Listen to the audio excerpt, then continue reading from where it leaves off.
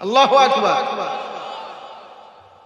সম্মান দান করে আল্লাহ, ইজ্জত দান করে আল্লাহ, বেইজ্জতি করে আল্লাহ। বেইজ্জতির মালিক আল্লাহ, ইজ্জতের মালিক আল্লাহ, সম্মানের মালিক আল্লাহ।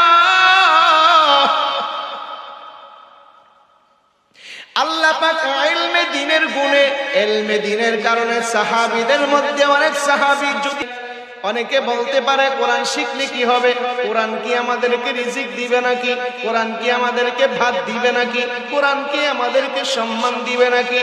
অনেক ভ্রান্ত ব্যক্তির ভ্রান্ত চিন্তা আছে না নাই?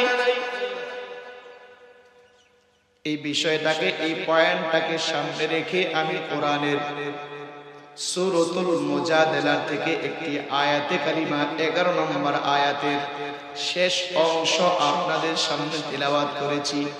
আল্লাহ পাক রব্বুল আলামিন যেই ব্যাপারে কোরআনে কারীমের মধ্যে আমাদেরকে বলে দিয়েছেন, ভয় পাবে না, চিন্তা করবে না। যারা ইলমে দ্বীন শিক্ষা করবে, যারা ইলমে দ্বীন হাসিল করবে, যারা কোরআনের শিক্ষায় শিক্ষিত হয়, তাদের কোনো ভয় নাই, কোনো চিন্তা নাই।